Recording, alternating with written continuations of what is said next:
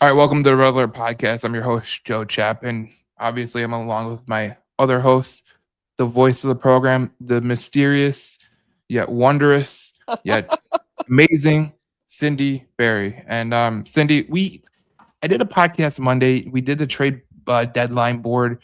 The Red Wings acquired Justin Falk from the St. Louis Blues. They gave up Yeah. a pretty good price. They gave up Dmitry Buchanikov, which I wasn't too hip to. Not a really a big fan of that.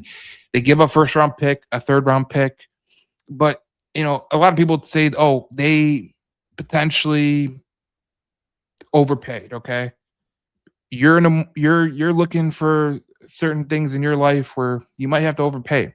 I know I just bought a house a year ago. We had to be in a, we were in a just a basically fight for whose bid was higher. So that's usually the way it goes. I look at the trade deadline the same way, especially with some of the prices that were paid for veterans like Kadri, who went to Colorado, Braden Shen, who went to the Islanders. Like some of these deals were banana lands, and I thought, okay, if the Red Wings are going to have to pay the freight, who did I want? And all day I was thinking like I don't want Robert Thomas because they're talking about Nate Danielson, Carter Bear, Brandt Nygaard, first round pick, second round pick, third round pick. That's basically what was being said.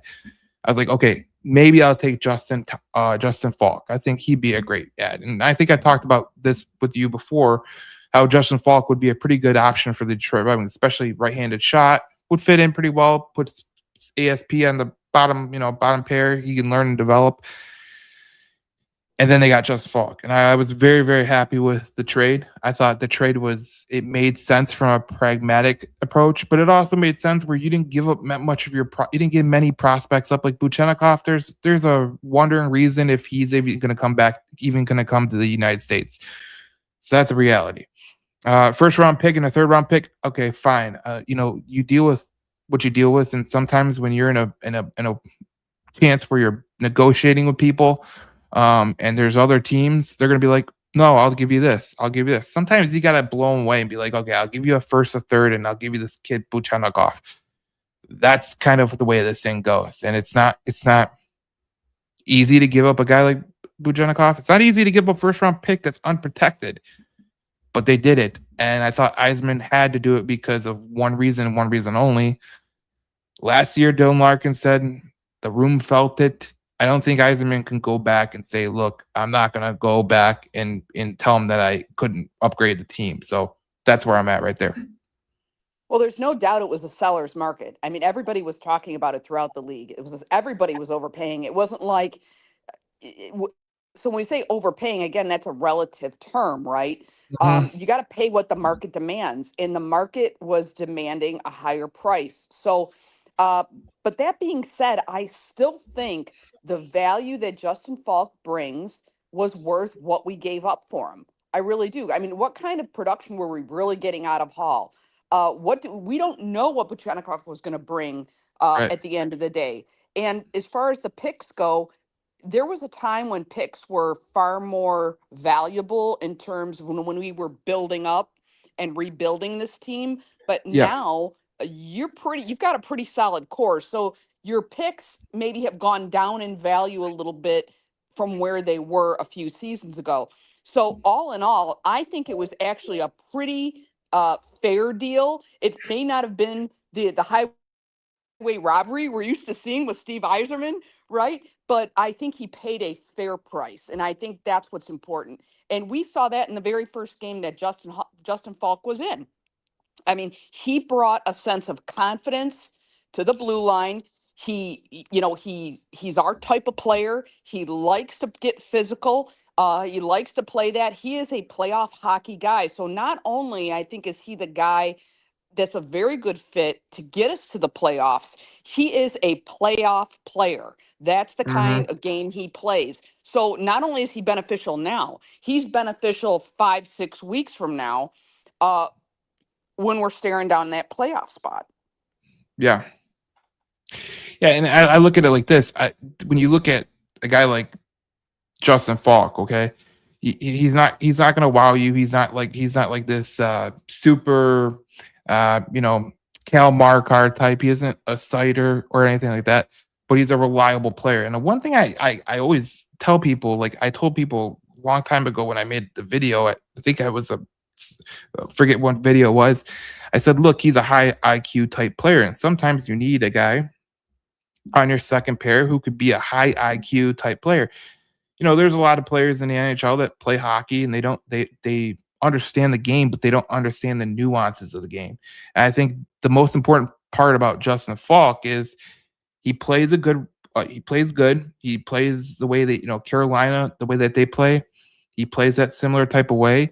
He's not flashy, but he can make plays. He can make plays on the penalty kill, make plays on the power play. The guy is all around a good player. So I think adding a guy like that, who's a top four defenseman, to that defensive pairings, that's going to help you out a lot. And going down the stretch, especially with this tough schedule that the Red Wings have coming up with Florida and Tampa Bay and Dallas, like you need guys who are just smart and high IQ because look, I don't care how good you are. Like the reality of the situation is the best players in the game have a high IQ where they just think the game a different way. They comprehend the game a different way. It just comes different to them. And I think Justin Falk's a guy like that. That there's a reason why he's been so good, and there's a reason why teams were bidding from. You gave up first round pick, you gave up a third round pick, and you gave up a prospect that you valued, obviously, but that was a price of negotiation. I think that what the Red Wings did, getting Justin Falk, could they have got a top six forward? Yes, I would have loved a top six forward. A top six forward for the Red Wings would have been great. The reality is, if you look across the NHL, there wasn't really a top six forward just coming out of the woodworks for cheap. Okay, you're kind of forced to be like, okay, if we're gonna choose top six forward or defense, what did you have to choose? And obviously, Eisman chose defense because let's be honest, you could have the best top six forward in the world. I mean, unless you're getting McDavid, unless you're getting Draisaitl, unless you're getting Matthews, you're not moving the needle as much as a defenseman could help you out, especially with that defensive core that they have. So I just thought it was a good move, and I thought that was probably the best they were going to do at the trade deadline. Well, the other thing you see from Falk is you see something that you can't manufacture, and that is experience. There's just we've said it before, Joe, there's no substitute for experience. So in addition to bringing the hockey IQ that you like, the uh, willingness to get physical, which fits right in with the culture here in Detroit, but also you've got a guy that's bringing an experience to the team that or at least to the defense, that we really didn't have a whole lot of. So it definitely filled a need. Prior to all of this, a few weeks ago, I did a short little video talking about Luke Shen. I knew they were looking for a defenseman. I knew that for sure. The problem with Shen, what ended up being the problem, was that he wanted to be close to his brother. We couldn't take them both, so now they're both in New York. So, I mean, they're not on the same team, but they're relatively close to each other. So we couldn't accommodate both of the brothers. That's just the fact, for whatever reason. So Luke Shen got off the board for us, and I think that Justin Falk was uh, a great second choice. I'll be honest with you, you had made some comments about kind of having Justin Falk on the wish list. I had not heard his name yet at the time that I made that video. So I don't know if it was that they thought they could have made the Shen deal work. I don't know what the situation was there, but there was no doubt that a defenseman was certainly on their radar as being a top priority. And I think they got a great I think I don't say a great deal with Falk. They got a fair deal with him. And so as we're moving now into the kind of the playoff picture window, I think Steve Eiserman was in a position where it was now or never, Yep. right? Like he had to, like, you're either going to do it now, and if you don't do it now, forget about it. You may as well just flush your season. One of the things that I was concerned about, and I hope I didn't like manifest this or anything, but I have said for the last couple podcasts, Joe, worst thing that could happen is an injury to Dylan Larkin, and I would have liked a Yeah. backup to Larkin. We didn't get that. really, we didn't get that. But here's where I'm pleasantly surprised in the game that we played. Was it yesterday or whatever? Yep, yesterday. Yeah, is that this team, this group, was able to play exceptionally well. They Yes, really did play great. They played exceptionally well without Dylan Larkin. that's key. So that is key, absolutely, because it speaks to the depth that Todd McClellan and Steve Eiserman have built. That they're able to have guys come in. It really is a huge, huge testament to Todd McClellan. I can't say enough about that guy. I will say it till the end of time, probably, that he is the most valuable player on, or the most valuable asset on that team, because it's his system that they're playing, and it's a system that doesn't rely on any particular player, and it's a system that, and he even said it in his press conference post game, is that they have layers of protection that are built in, that will hopefully get them out of any trouble they get themselves into. And that is totally a credit to Todd McClellan, and probably one of the key reasons why the Red Wings are where they are this season so far, looking at a playoff spot. Yeah, and I think Justin Falk is a guy who, is a Todd McClellan type guy. And I think that's what it comes down to. And the impact he made in the first game, if that's the impact we get for the rest of the season and next year, that's a great impact. Obviously we talked about Dylan Larkin potentially being if he ever got injured, it would be just not great.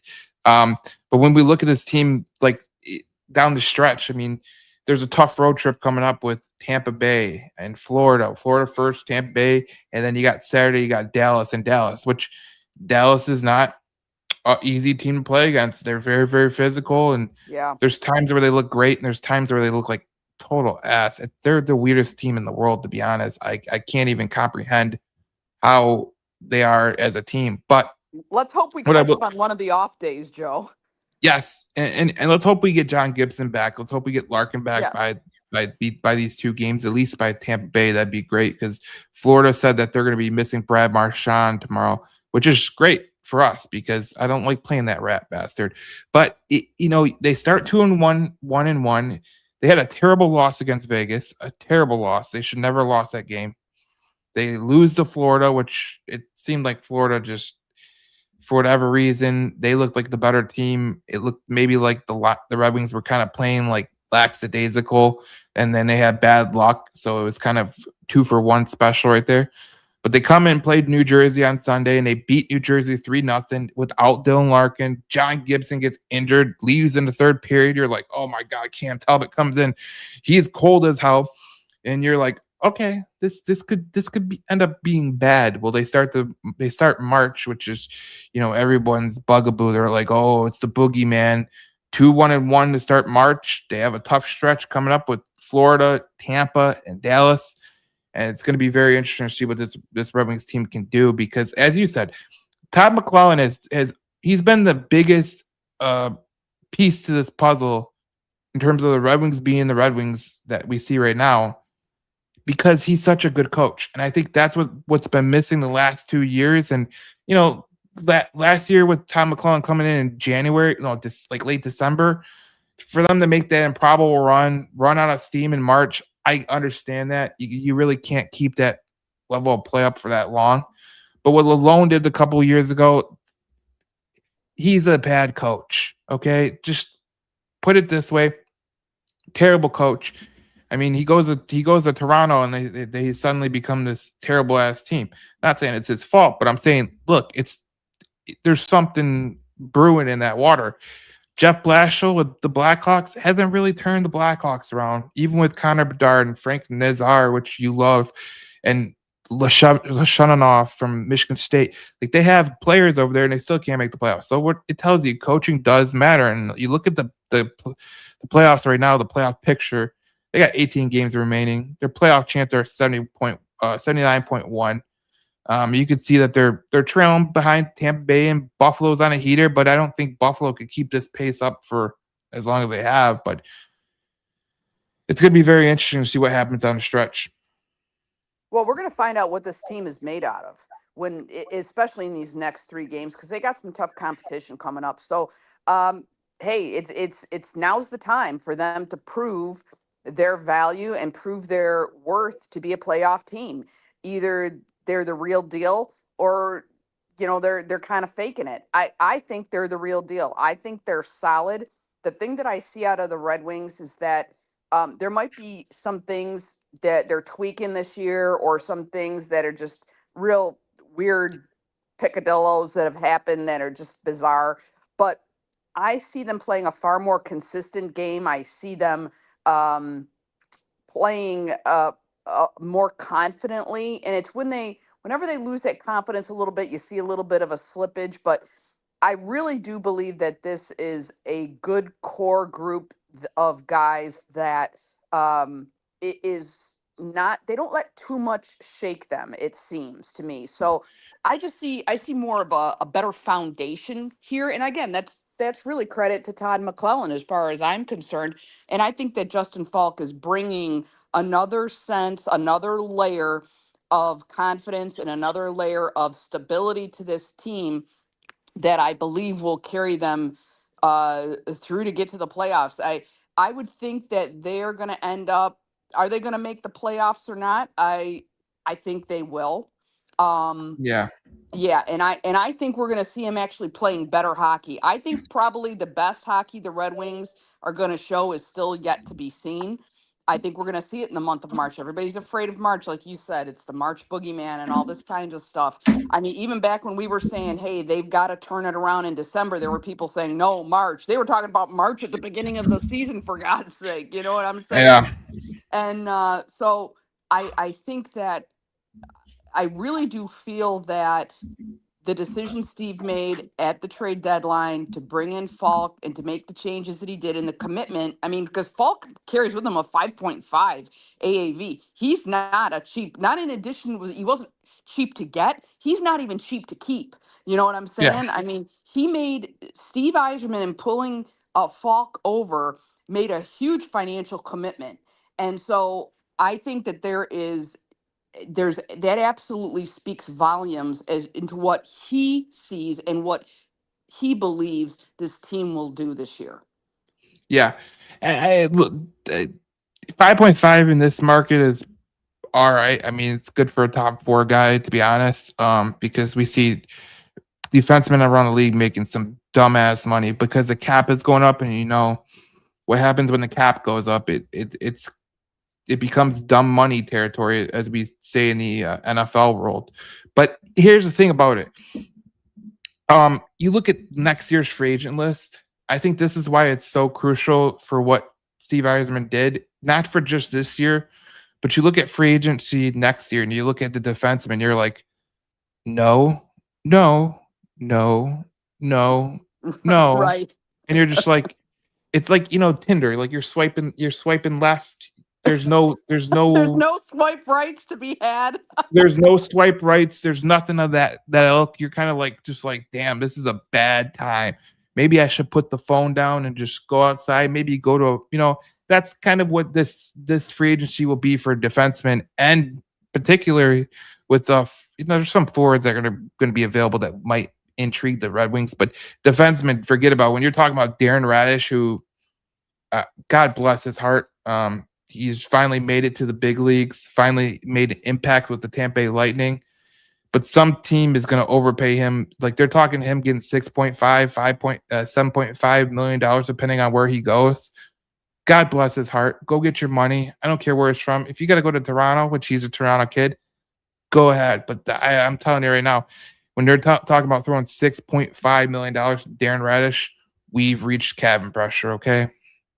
It's getting to that Right. point. So it's kind of like, the plus side is you get Falk for next year. That's the plus side. The plus side here, though, is you get him for this year. He gets to help you out, make the playoffs. I think the Red Wings, we'll talk about it in a minute, but I think the Red Wings are going to make the playoffs.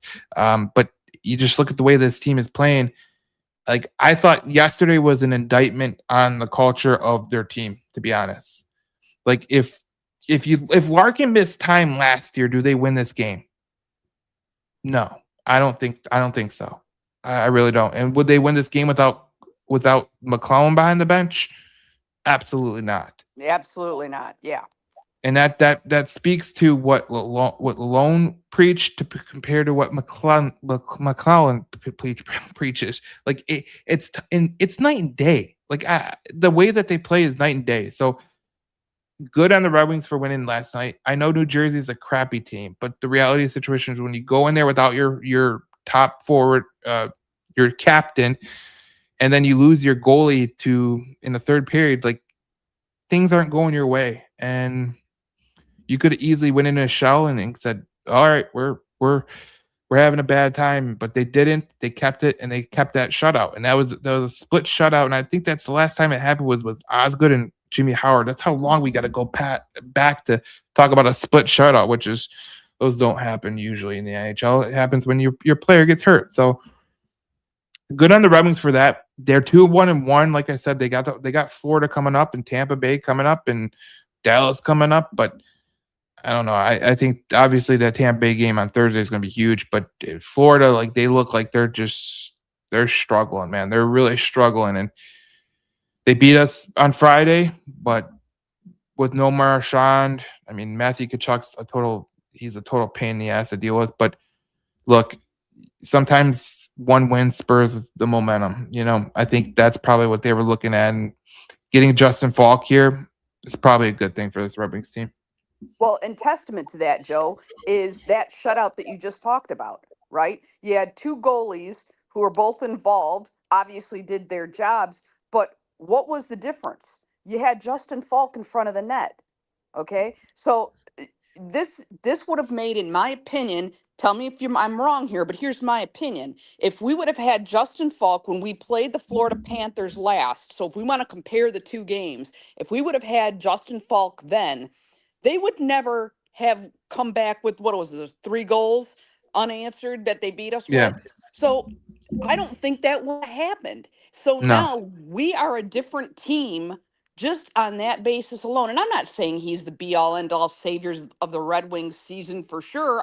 That's not the point I'm making. The point I'm making is when we see Florida next, we have a different team. And with them without Marchand, they're a different team. So you really have two different teams taking the ice. They might be wearing the same jerseys, but they're two different teams right now than they Yeah. were the last time that they met. So I think we're going to win that game against Florida. And to be honest, I think we're going to win it very easily.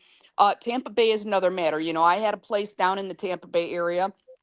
My winter place was down there, so that was kind of like my adopted team, and I'd see those guys a lot, and I'd see, I was always surrounded by Bolts fans, and it was, so I kind of, it was like if you can't beat them, join them, so I kind of had to win in Rome, and so, I kind of adopted the Bolts a little bit, and there's no doubt that is a great organization, okay, but they do have their weaknesses. The question is, will the Red Wings be able to capitalize on those weaknesses? And they are a very different team, even though both from Florida.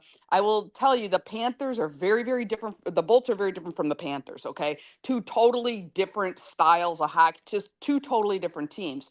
So when we go to play the Bolts, the question is, they don't give you as much berth as the Panthers do. The Panthers are going to be an easier win. The Bolts are definitely beatable, but you've got to be able to capitalize on the chinks in their armor, right? Because they're there. So they have to be a little bit more surgical in their play against Tampa Bay. That's just who they are. Now, I think you did a great job of characterizing Dallas.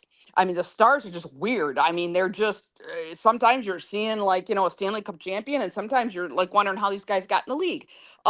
The Dallas is a weird one, so that's going to be the wild card. So if I were to predict these next three coming up, Joe, what I think is going to happen, I think we're going to take 2 from the Panthers without too much trouble.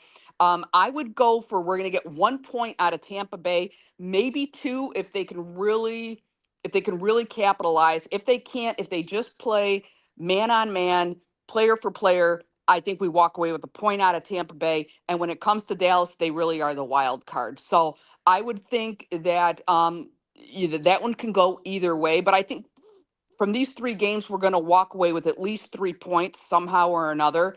It'll be wonderful if we can walk away with five, but I think or six. I don't think that's going to happen. I'll be honest with you, but I think three is very, very probable. Five is possible. Yeah, I like what Melvin says here. He says, pull what we did against Colorado not long ago, get smoked by Colorado, then turn around, beat them handily. We could do the same against Florida. I agree. When you look at Tampa Bay, though, they're tied in the season series. The last time out, Detroit got smoked 6-3. Detroit won 2-1 on October 17th.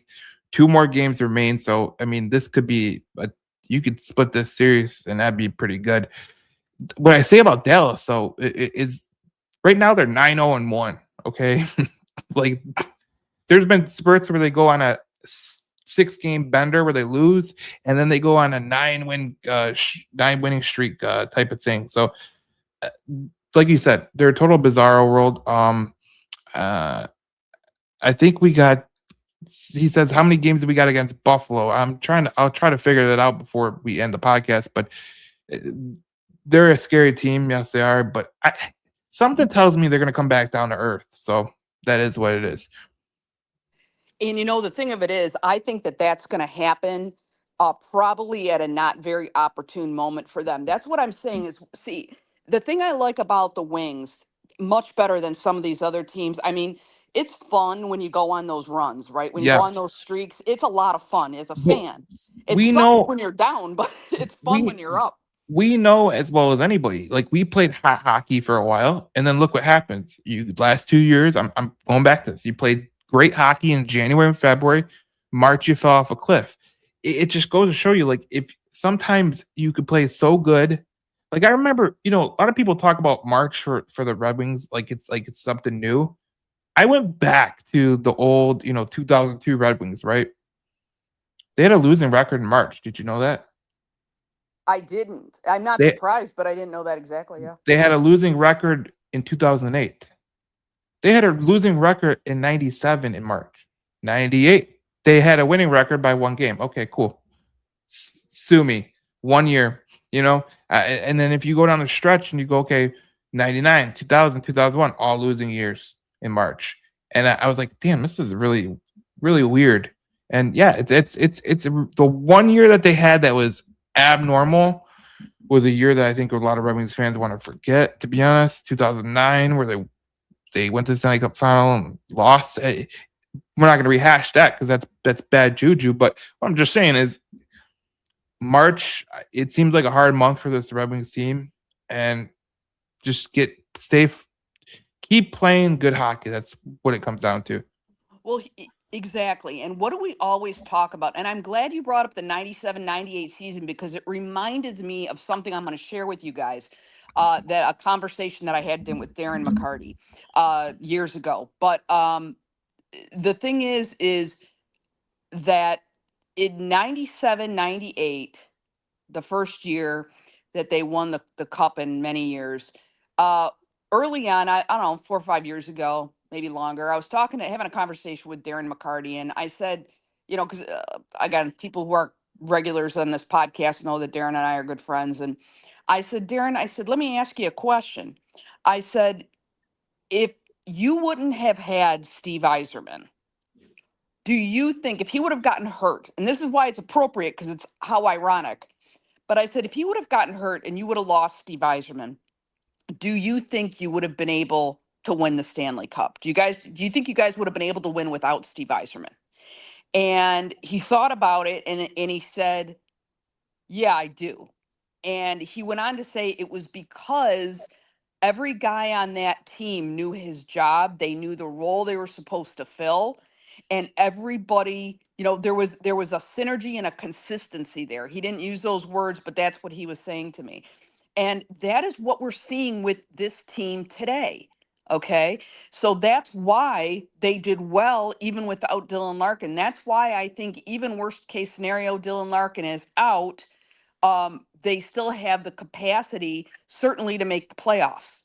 And so, and I think you could basically say any one of the guys on that team we could lose and still be able to pull off enough victories to get into the playoffs and possibly even a deep run into the playoffs.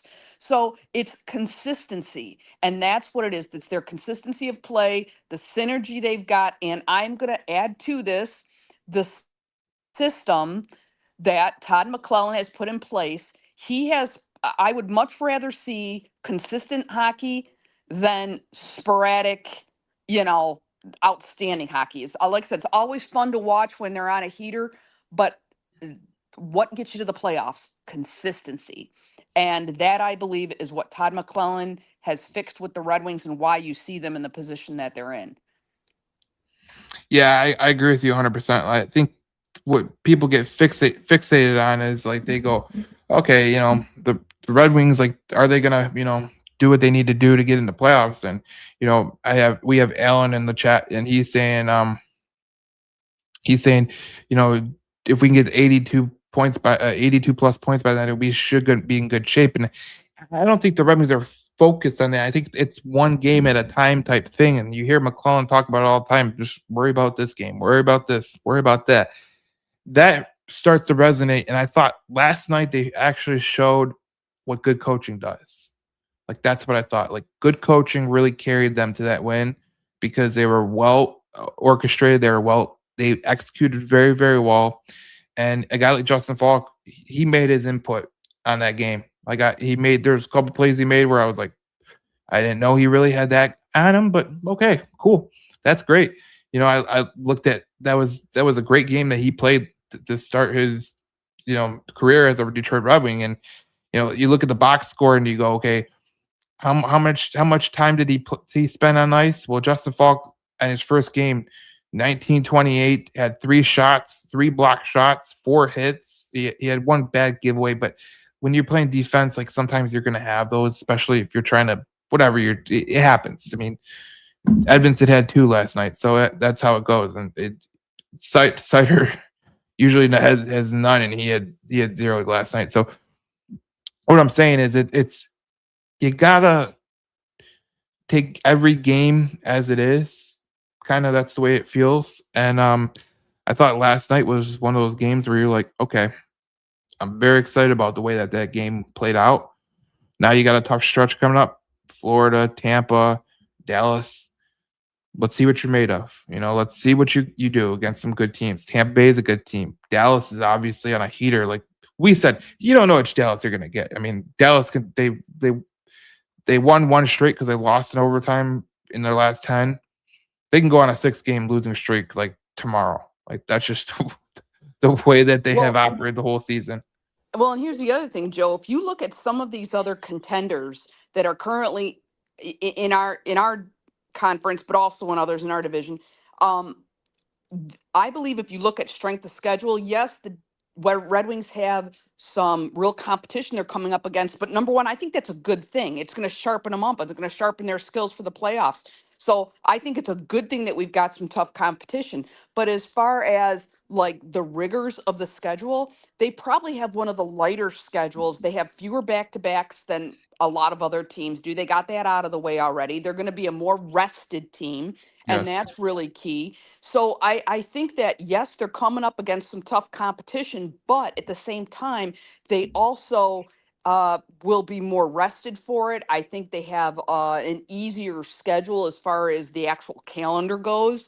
They're going to be able to be prepared for that. So I think that's a good thing. The other thing that I'm seeing is I'm really seeing, and it's very encouraging to me. And I don't know if anybody else out there has noticed this too, but Dylan Larkin being gone from the game in terms of his injury, and we don't know when he's going to be back. But you have 2 assistant or alternate captains who have really stepped up to fill the void, and they're 2 young guys with Mort Sider and Lucas Raymond, two young guys that are stepping up to fill that void. And if you listen to Mo Sider during his post game interview, I mean, he sounds like a tremendous leader. And that kid, and I love Mo, but it's not because I love him.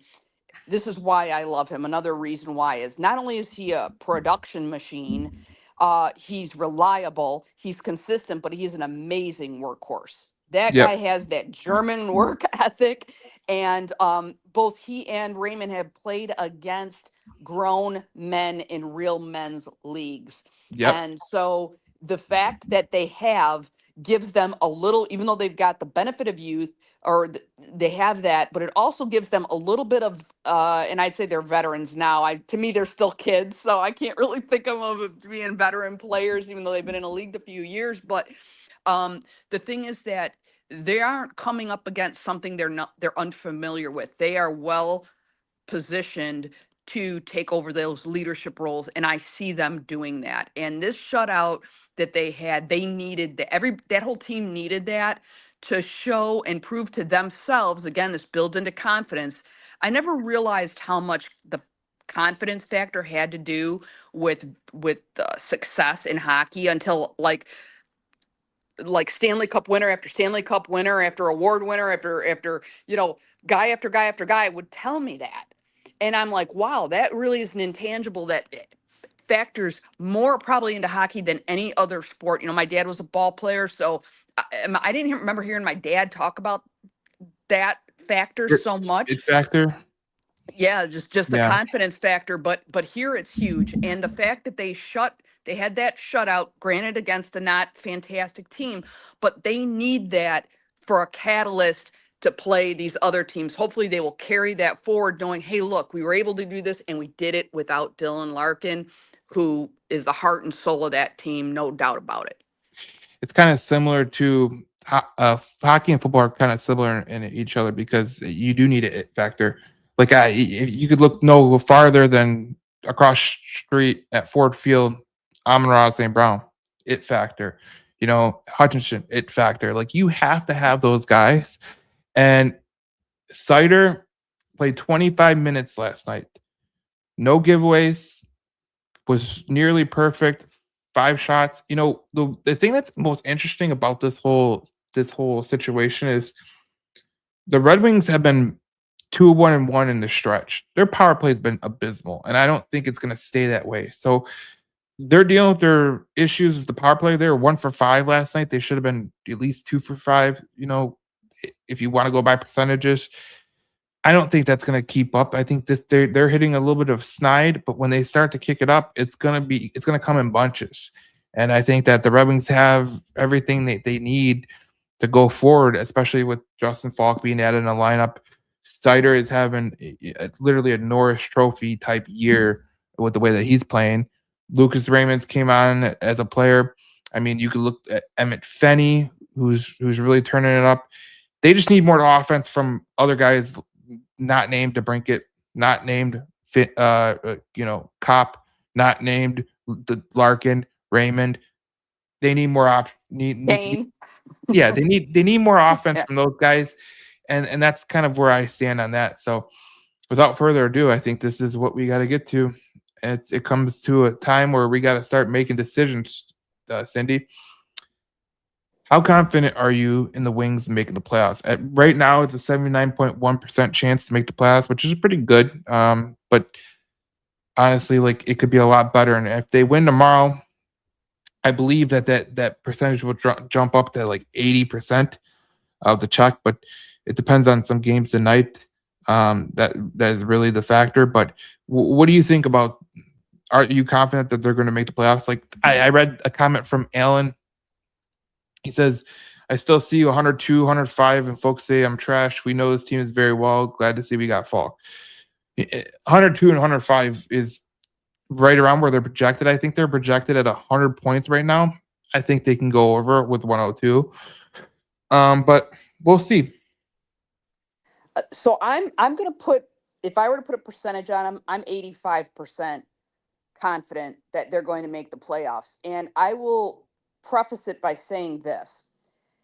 I think the Wings' likelihood of making the playoffs is as much, if not more, about the performance of their competitors as it is about their performance. Yes, they got to win games. There's no doubt about that. But it's going to depend on if another team goes on a heater, what time they, what day on the calendar that starts to happen.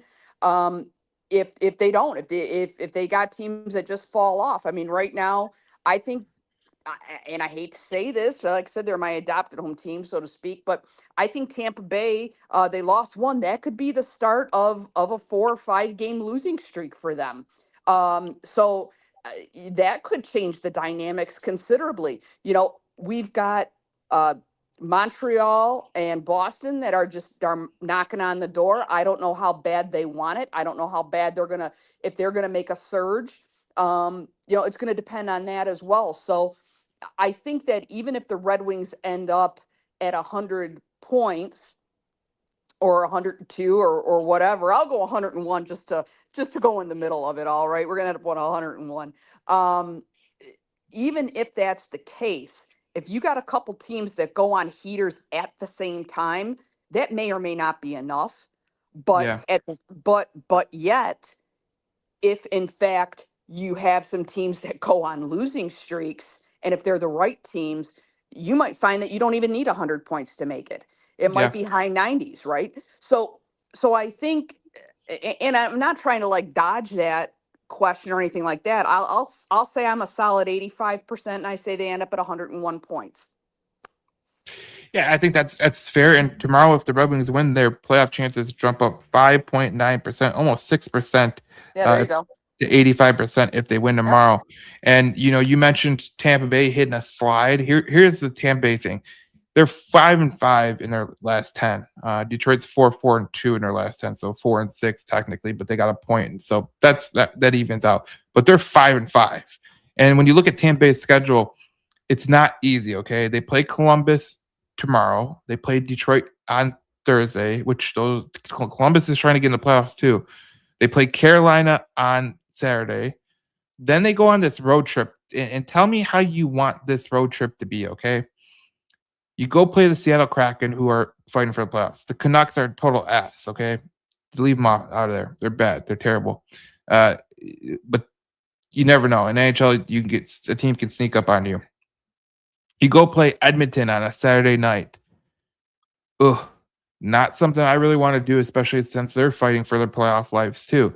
Then you go play Calgary, which at the back-to-back, you go play Calgary. That could be trouble.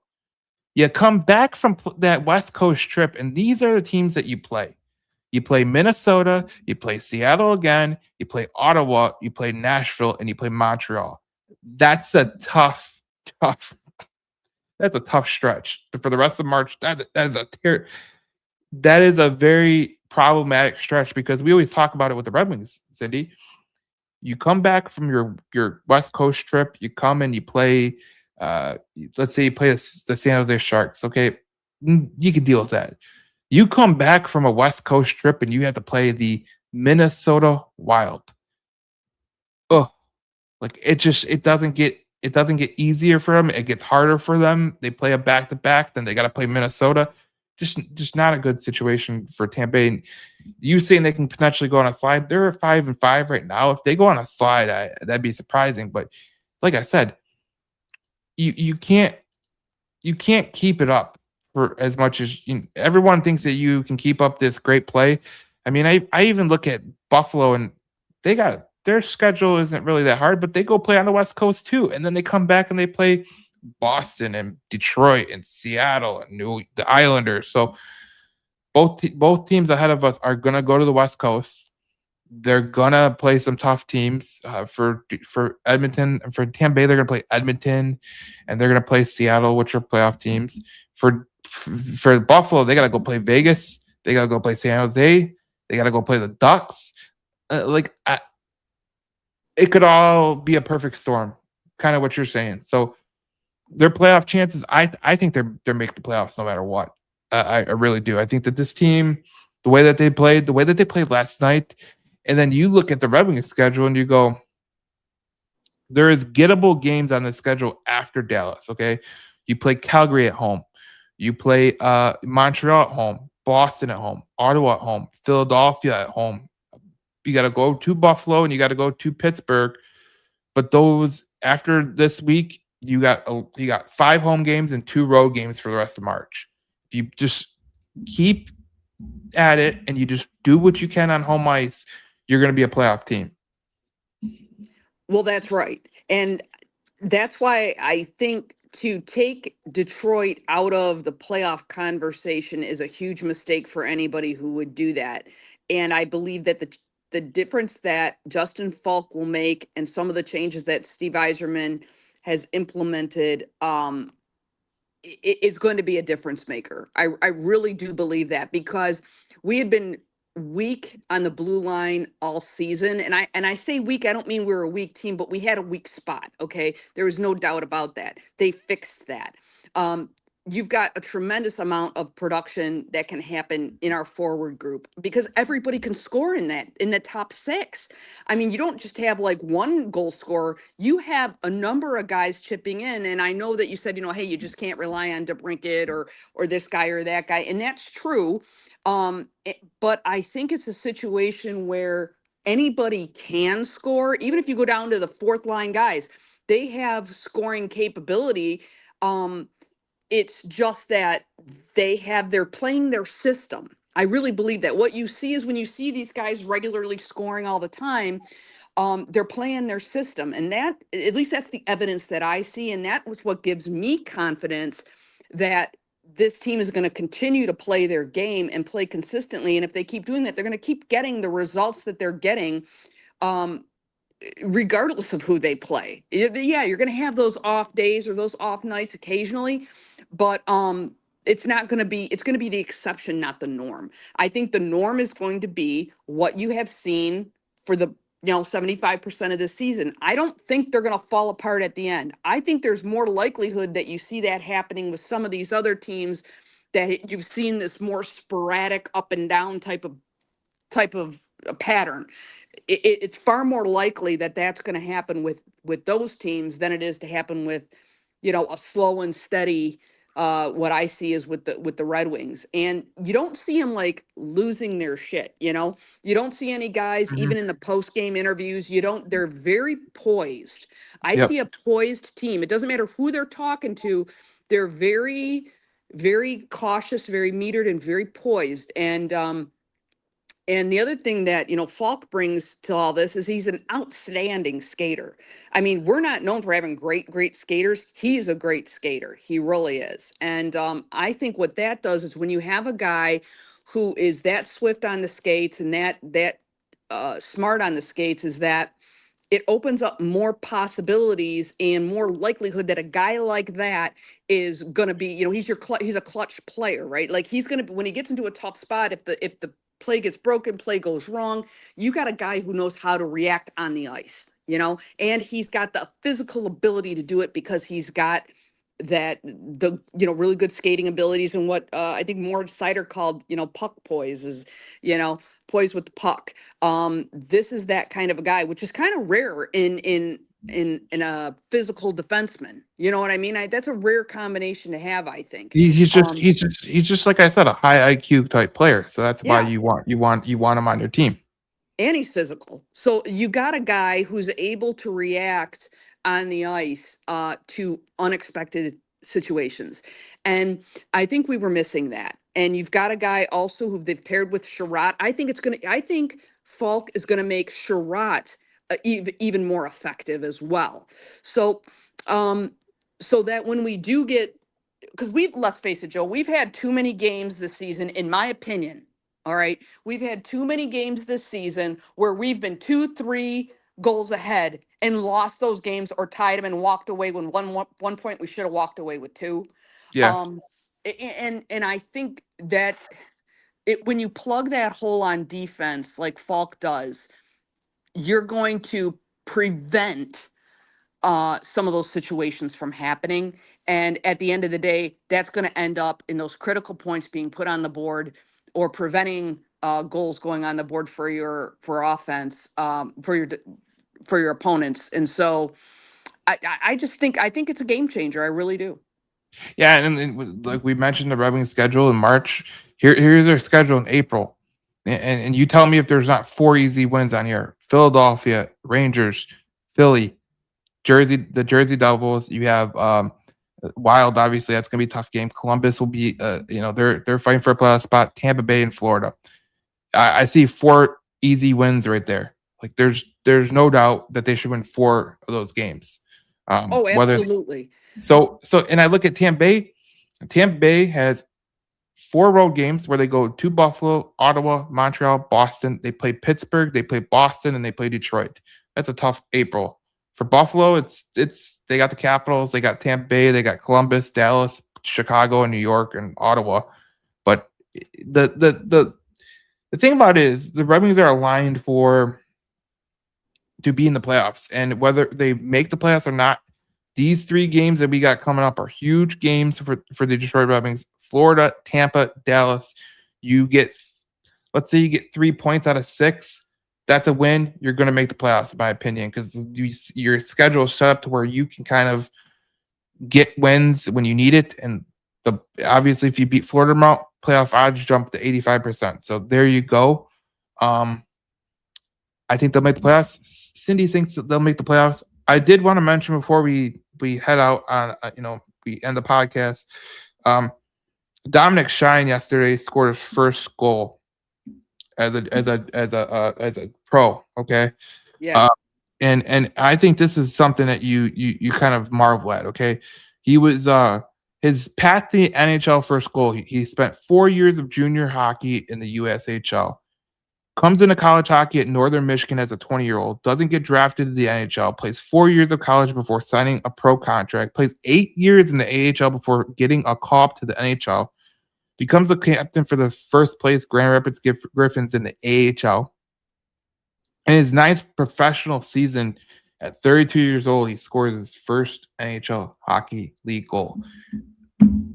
Bravo. That's believing in yourself. And I think that if you're a kid and you're watching hockey and you love hockey and you have any ambition, a dream that you want to accomplish, look no further than what Dominic Shine did, because I thought that was fantastic. And the way that he, got that first goal, fantastic. Good on him. Good on him for believing in himself. Plays hockey. Obviously didn't make the pro. It took him 8 years to get an NHL call up.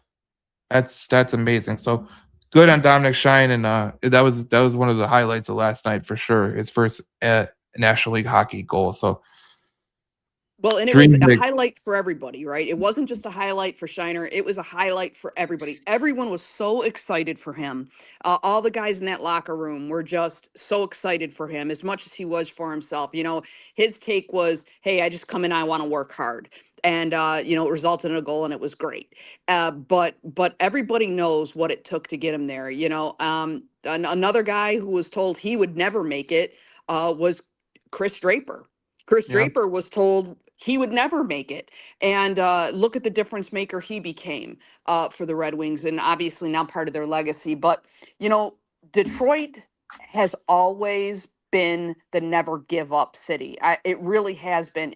That's why I think their theme song is "Don't Stop Believing" by one of my favorite bands, Journey, of course, because I'm going to now disclose my age again, Joe. Yeah. Right. So, but yeah, I mean, on my playlist for sure, and I believe it. I mean, I absolutely subscribe to that. And so it was great to see that last night. It was absolutely great. And before we go to, I just want to point out, we talked about Tampa Bay going on possibly a slider. Maybe that won't happen. Here's the great thing. Let's say Tampa Bay goes on a run. That's good too. And I'll tell you why, because at the end of the season, what are they going to do logically? Think about it. They're coming to the end of the regular season. They know they've clinched a playoff spot. What are they likely to do? They're likely to keep all their best players off the ice to keep them safe for the playoffs, put on whoever to give them some ice time, and hopefully we can take advantage of that. Let's not hope we have to get that.